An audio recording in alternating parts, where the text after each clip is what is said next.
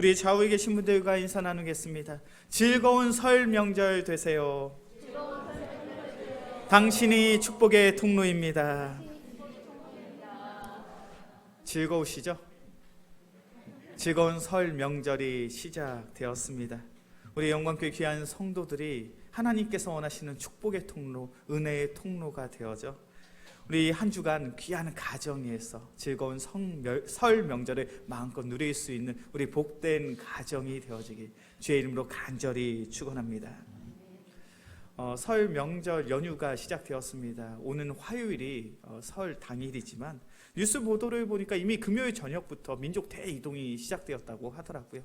그리고 아마 우리 영광교회 많은 분들도 이제 고향으로 혹은 부모님 댁에 가족 친지들의 모임 때문에 이 자리에 참석하지 못하신 분들도 계실 것 같습니다.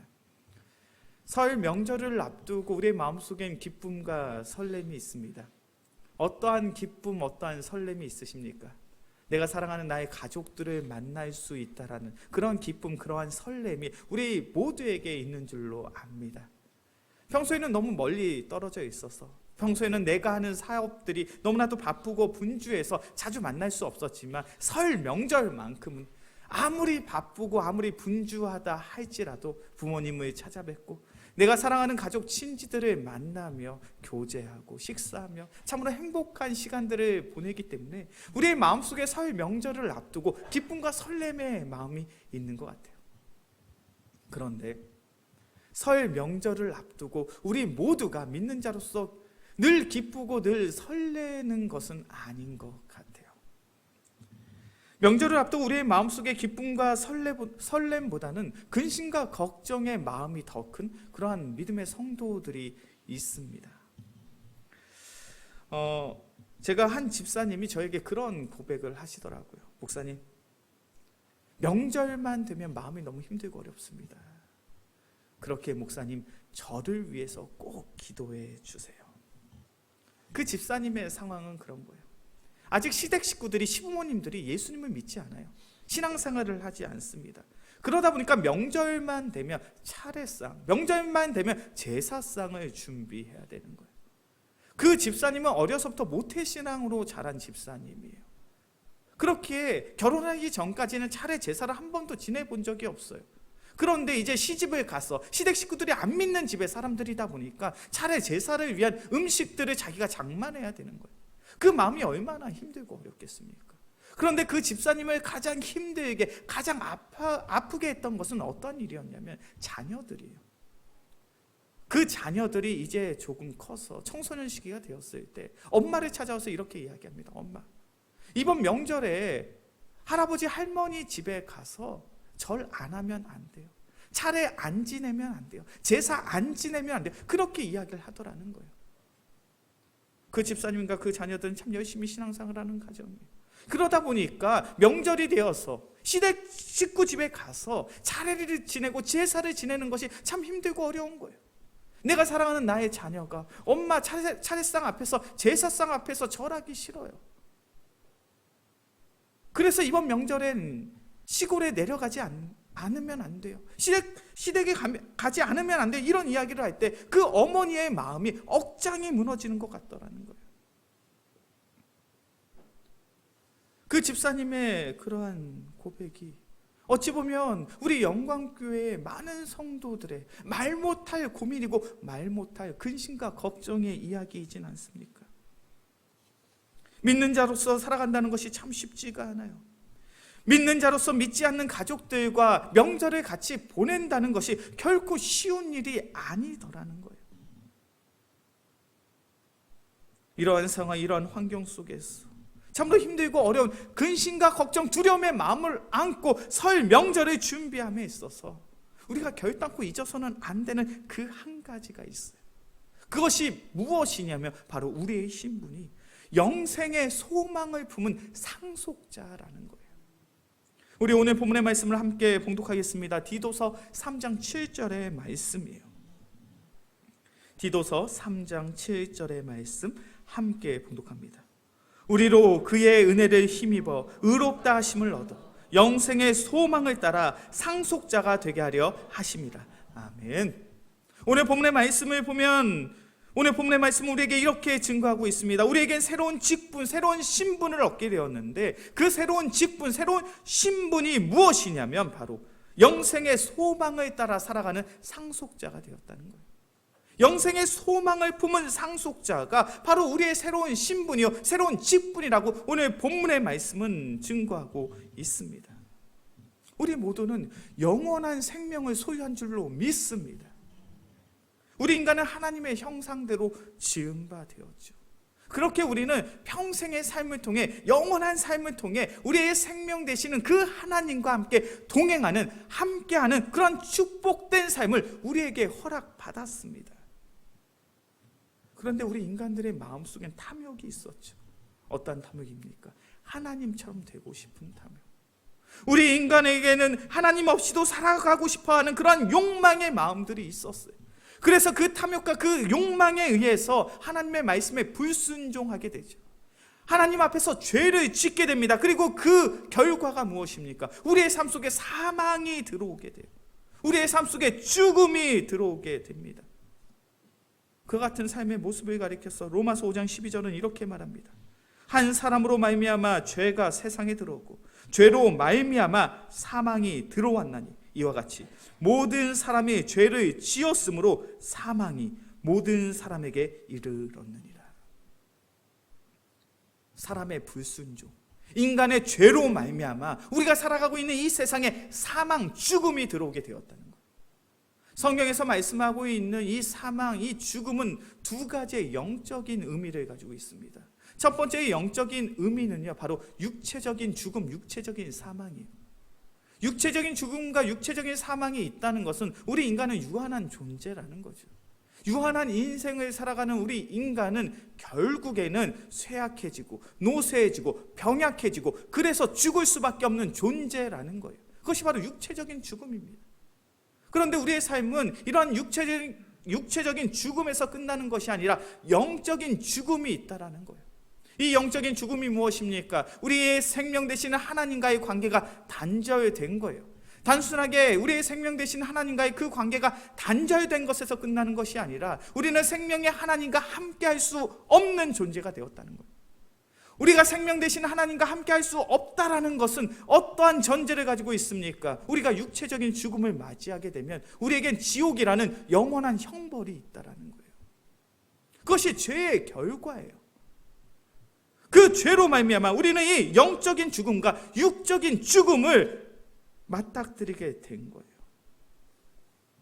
그러나 우리의 인생은 그러한 사망, 그러한 죽음에서 끝마쳐지지 않습니다. 오늘 본문의 말씀이 그것에 대해서 분명하게 말씀하고 있죠. 6절의 말씀입니다. 우리 구주 예수 그리스도로 말미암아 우리에게 그 성령을 풍성히 부어주사 우리로 그의 은혜를 힘입어 의롭다 하심을 얻어 영생의 소망을 따라 상속자가 되게 하려 하심이라. 우리 구주 예수 그리스도로 말미암아 주님의 놀라운 은혜와 은총, 그 전적인 은혜로 말미암아 우리는 다시금 영생, 영원한 생명을 소유하게 되었다라는 거예요. 이것이 얼마나 감사한 일입니까? 우리 인간이 가지고 있는 탐욕, 우리 인간이 가지고 있는 그 욕망에 의해서 영적인 죽음, 영원한 죽음의 형벌을 받았지만 온전히 예수 그리스도의 십자가의 대속하심으로 말미암아 우리는 영원한 생명을 소유한 영생의 존재가 되었다는 거예요. 그렇기에 우리의 삶 속엔 영적인 갈등과 영적인 다툼이 끊임없이 발생을 하는 거예요. 우리의 설 명절이 그러합니다. 우리의 설 명절 가족 간의 모임이 어떠합니까? 생명의 존재와 사망의 존재가 함께 한 공간에 있잖아요. 영생을 소유한 생명의 존재는 하나님을 주목합니다. 하나님의 마음을 안고 살아가요. 하나님이 기뻐하시는 삶을 위해 살아가는 사도 바울이 고백하는 새 사람의 모습이죠. 그런데 사망의 존재는 어떠합니까? 오늘 본문의 말씀 디도서 3장 3절의 말씀이죠. 디도서 3장 3절의 말씀 함께 봉독합니다. 우리도 전에는 어리석은 자요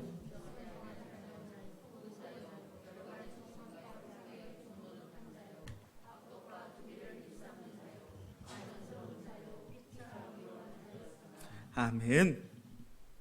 사망의 존재는 어떠한 존재입니까? 하나님의 말씀에 순종하지 않는 존재, 여러 가지 정욕과 탐욕과 세상의 쾌락과 즐거움을 추구하는 존재예요. 악독과 투기를 일삼으며 가증스러운 존재, 그것이 사망의 존재, 영적인 죽음을 경험하는 존재예요. 자신의 정욕에 의해 살아갑니다. 욕심에 의해 살아가요. 하나님을 주목하지 않습니다. 하나님의 마음이 없어요. 철저히 하나님과 단절된 삶을 살아갑니다. 사도 바울의 고백처럼 옛사람인 거예요. 새 사람과 옛사람이 한 공간에 함께하고 있습니다. 그렇게 어떤 문제가 생깁니까? 영적인 갈등과 영적인 다툼이 끊임없이 발생할 수밖에 없는 거예요. 이러한 갈등, 이러한 다툼에 대해서 이미 예수님이 말씀하셨어요. 우리 마태복음의 말씀을 찾아보겠습니다. 마태복음 10장 34절에서부터 36절까지의 말씀이에요. 마태복음 10장 34절에서 36절까지의 말씀입니다.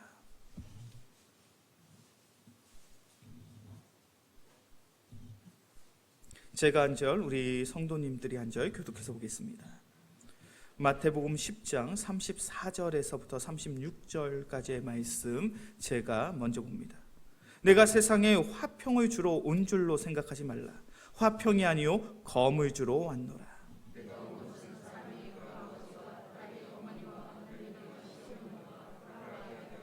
함께 봉독합니다. 사람의 원수가 자기 집안 식구니. 아멘. 예수님의 가르침이 무엇입니까? 내가 세상에 화평을 주러 온 것이 아니라 검을 주러 왔다는 거예요. 검을 주러 왔다는 것은 무엇입니까? 너희의 가정 속에 갈등이 있고 다툼이 있고 분쟁이 있고 상처 주는 일들이 있다라는 거예요. 그리고 그 갈등과 다툼의 주체가 무엇입니까? 아버지와 아들이, 그 딸과 어머니가, 며느리와 시어머니가 서로 불화하게 된다라는 거예요. 사람의 삶 속에 원수가 있는데 그 원수가 누구냐면 바로 자기 집안 식구라는 거예요. 이 얼마나 안타까운 이야기입니까? 이 얼마나 슬픈 이야기입니까? 예수님이 말씀하고 계시는 거예요. 너희가 온전히 한 믿음으로 한 가정을 세우지 않는다면 아버지와 아들이, 어머니와 딸이, 며느리와 시어머니가 서로 불화하게 되며 다투며 갈등하며 싸울 수밖에 없는 그런 원수와 같은 분쟁이 너희의 가정 속에 나타나게 될 것이라는 거예요. 그렇게 설 명절을 앞두고 우리의 마음속에 근심과 걱정이 있는 것이 아닙니까? 나의 부모님이 아직 예수 그리스도를 믿지 않기에, 나의 자녀들이 예수 그리스도를 믿지 않기에, 내가 사랑하는 나의 가족과 친지들이 아직 그 복음의 그 결실을 맺지 못했기에 여거저기 우리의 모임 속에 갈등이 있고, 우리의 모임 속에 다툼이 있고, 우리의 모임 속에 서로를 향한 시기와 질투의 마음들이 가득한 것을 우리가 경험하잖아요. 우리의 가족들이 온전히 예수 그리스도를 믿지 못한다면 우리의 모임 속에 그러한 영적인 갈등과 영적인 다툼이 끊임없이 일어날 수밖에 없어요. 그것이 우리의 인생이고 우리의 삶입니다. 그러한 이야기를 전해 들으니 우리의 마음속에 어떠한 마음이 드십니까? 기쁨과 설렘보다는 좌절과 절망, 낙심과 낙담되는 그런 마음이 들지 않으십니까? 우리가 이러한 상황 속에서 분명히 잊지 말아야 될 그 한 가지가 있어요. 그것은 바로 다툼과 갈등이 있는 우리의 가정을 하나님께서는 분명 예수 믿는 가정으로 변화시켜 주신다는 거예요. 그것이 바로 설 명절을 앞두고 우리가 가져야 될, 우리가 소망해야 될 하나님의 영적 가르침인 줄로 믿습니다. 오늘 디도서 3장의 말씀을 보면 오늘 본문의 말씀은 우리에게 이렇게 말씀하고 있죠. 5절의 말씀입니다. 우리를 구원하시되 우리의 행한 바 의로운 행위로 말미암지 아니하고 오직 그의 긍휼하심을 따라. 그리고 7절의 말씀을 보면요, 우리로 그의 은혜를 힘입어 의롭다 하심을 얻어. 우리가 영생을 소유한 하나님의 상속자가 될 수 있었던 놀라운 은혜는 무엇으로 말미암아 얻게 된 것입니까? 5절과 7절의 말씀을 보면 분명하게 말씀하고 있습니다. 오직 하나님의 긍휼하심과 그 자비하심을 통해. 7절의 말씀을 보면 오직 하나님의 은혜로 말미암아 우리가 구원을 받았다는 거예요. 내가 예수 믿고 구원받은 것은 나의 결단과 결심, 나의 헌신과 나의 수고를 통해서 얻게 된 것이 아니라 전적인 하나님의 은혜요, 하나님의 선물인 줄로 믿습니다. 우리는 값없이 하나님의 은혜와 하나님의 사랑으로 말미암아 구원을 받은 거예요. 그렇다면 내가 값없이 받은 그 하나님의 은혜와 하나님의 구원을 바로 내가 사랑하는 가족들도 받게 될 줄로 믿습니다. 내가 사랑하는 나의 가족들 또한 하나님의 자비하심과 하나님의 의로우심을 통해 얼마든지 구원받을 수 있다라는 거예요. 더군다나 사도행전 16장의 말씀을 보면 성경은 우리에게 이렇게 증거합니다. 주 예수를 믿으라. 그리하면 너와 내 집이 구원을 받으리라. 성경의 가르침이 무엇입니까? 주 예수를 믿으라. 그리하면 너와 너의 집이 구원을 받으리라. 성경은 예수님을 믿는 그 구원이 개인의 구원에서 끝마쳐진다라고 이야기하잖아요. 성경에서 말씀하고 있는 그 구원은 개인의 구원에서 끝나는 것이 아니라 그 개인을 통해서 그 가족 또한 하나님께서 구원하시겠다라고 말씀하고 있습니다. 이것이 얼마나 우리에게 놀라운 축복이고 은혜인 줄 몰라요. 나로 말미암아 나의 가족들이 구원을 받는 거예요. 나로 말미암아 나의 시댁 식구들이 구원을 받는 거예요. 나로 말미암아 나의 친정 식구들이 구원을 받는 거예요. 이것이 얼마나 감사한 하나님의 놀라운 언약이며 하나님의 놀라운 성취인지 몰라요. 창세기 19장의 말씀을 보면요, 하나님께서 소돔과 고모라 성을 심판하십니다. 모든 것을 다 진멸하세요. 그런데 하나님께서 그 소돔과 고모라 성을 진멸하실 때 한 가정을 구원해 주십니다. 하나님이 구원해 주신 그 가정이 누구의 가정입니까? 누구의 가정이죠? 우리가 잘 아는 것처럼 롯의 가정을 하나님께서 구원해 주세요. 그런데 생각해 보셨으면 좋겠어요. 롯의 가정이 하나님의 구원받을 만한 의로운 그러한 믿음의 가정이었는가? 창세기 13장에서부터 19장의 말씀을 천천히 읽어보셨으면 좋겠어요. 창세기 13장부터 19장까지 해서 소개되고 있는, 설명되고 있는 롯의 모습은 하나님의 놀라운 은혜와 은총, 그 구원을 경험할 만한 의인됨의 모습이 결단코 나타나지 않습니다. 창세기 13장의 말씀을 보면 이제 아브라함이 그 재산이 너무 많아서 그의 조카 롯과 자신의 재산을 나눠 갖기 위해서 그들이 거주할 땅을 정하게 되죠. 아브라함은 롯에게 이야기합니다. 내가 동으로 가면 내가 서로 가고, 내가 서로 가면 내가 동으로 가리라. 네가 가고 싶은 땅을 정해서 가라는 거예요. 왜 아브라함이 그러한 고백을 할 수 있습니까? 아브라함은 분명히 알고 있어요. 내가 번창하고 내가 창대하고 번성케 되는 것은 전적인 하나님의 은혜이다. 그렇게 내가 거주할 땅이 중요한 것이 아니에요. 내가 하나님과 동행하고 있다면 그 사실이 중요한 거예요. 그런데 아브라함의 조카 롯의 선택은 어떻습니까? 그가 보기에 좋은 풍족한 땅을 선택하게 되죠. 그가 눈에 보기에 좋았던 그 땅이 어떠한 땅입니까? 바로 소돔과 고모라 성이에요. 죄악이 가득했던 그 성을 아브라함의 조카 롯은 인간적인 마음을 가지고 소유하게 됩니다. 그리고 창세기 19장의 말씀을 보면 롯의 집에 하나님의 천사 나그네들이 방문하게 되죠. 그때 소돔성에 죄악된 사람들이 하나님의 천사 그 나그네들을 범하려고 합니다. 그때 롯이 그 하나님의 천사 나그네들을 지키기 위해서 취한 방법이 있었죠. 많은 무리의 사람들에게 이야기합니다. 내 두 딸은 아직 남자를 알지 못합니다. 내 두 딸을 당신들에게 내어줄 테니 이 나그네들을 해하지 마십시오. 이것이 얼마나 얼토당토한 이야기입니까? 그 나그네를 지키기 위해서 자신의 딸을 내어주더라는 거예요. 왜 이러한 문제가 생깁니까? 아브라함의 조카 롯은 소돔성에 있으면서 하나님께서 허락하신 영적인 분별력을 상실해 버린 거예요. 무엇이 하나님 앞에서 선한지 무엇이 하나님 앞에서 악한지를 분별해 낼 수 없는 그러한 모습이 되었습니다.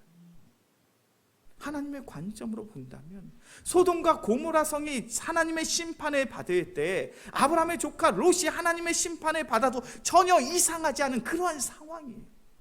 그런데 하나님께서는 롯을 구원해 주십니다. 그의 가정을 구원해 주시고 특별히 성경의 말씀을 보면 롯의 가정을 구원해 주시는 하나님의 인도하심을 이렇게 설명합니다. 제가 봉독해 드릴 테니 잘 들어보셨으면 좋겠어요.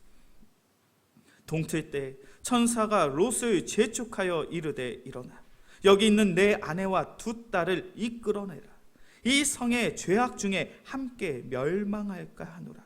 그러나 롯이 지체하매 그 사람들이 롯의 손과 그 아내의 손과 두 딸의 손을 잡아 인도하여 성 밖에 두니 여호와께서 그에게 자비를 더하심이었더라. 하나님께서 롯을 구원하시는데 어떻게 구원하셨냐면 롯과 그의 가족들이 그 성에 계속 지체하고 있는 거예요. 주저하고 있는 거예요. 망설이고 있는 거예요.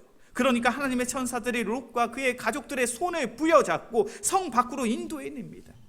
이 모든 과정을 가리켜서 하나님의 자비하심이, 하나님의 은혜로우심이 그의 가정에 더해졌다라고 성경은 기록되어 있어요. 왜 하나님이 그토록 하나님의 열심과 하나님의 간절함을 가지고 롯의 가정을 구원해 주셨는가?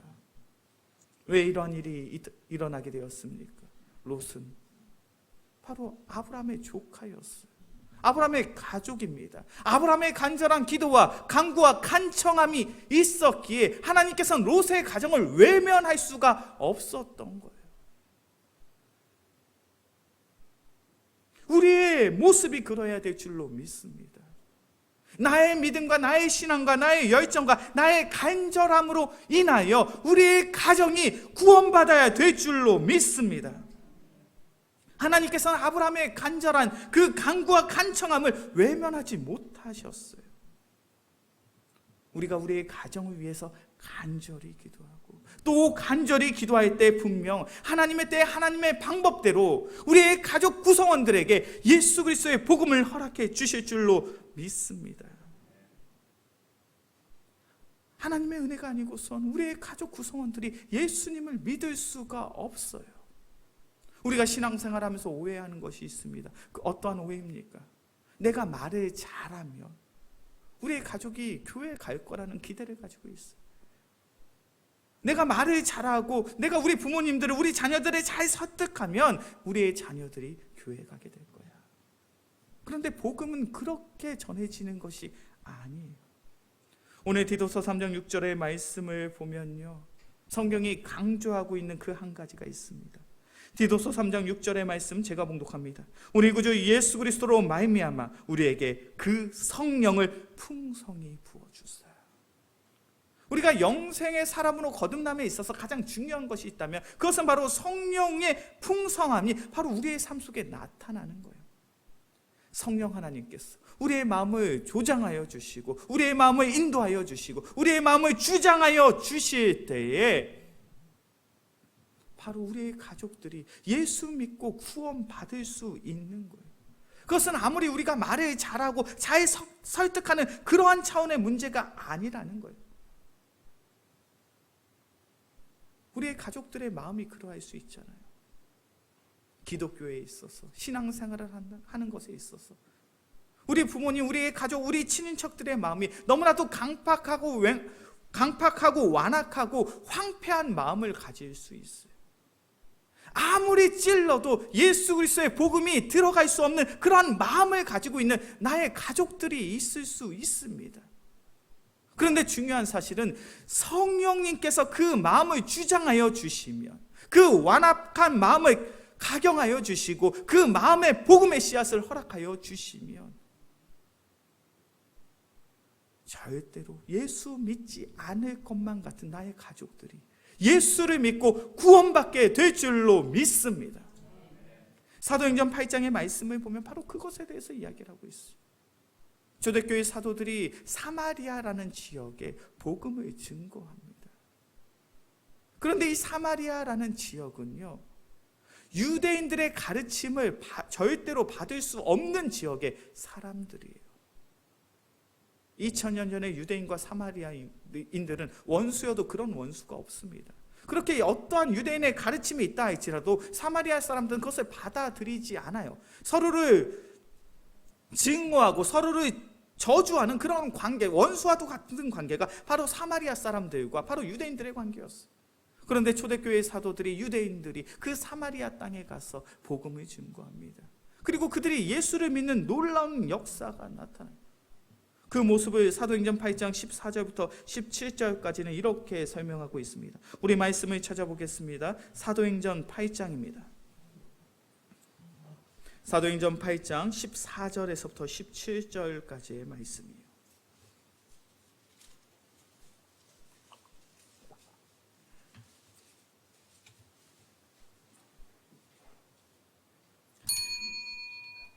사도행전 8장 14절에서부터 17절까지의 말씀, 제가 한 절, 우리 성도님들이 한 절 교독해서 보겠습니다.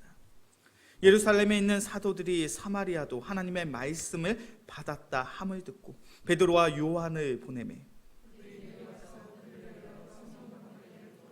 이는 아직 한 사람에게도 성령 내리신 일이 없고 오직 주 예수의 이름으로 세례만 받을 뿐이더라. 성령을 받는지라. 아멘. 사마리아 사람들이 예수 믿고 구원받을 수 있는 가장 중요한 계기가 있었습니다. 그것은 바로 베드로와 요한이 그들에게 나아가 성령의 은사를 베푼 것이죠.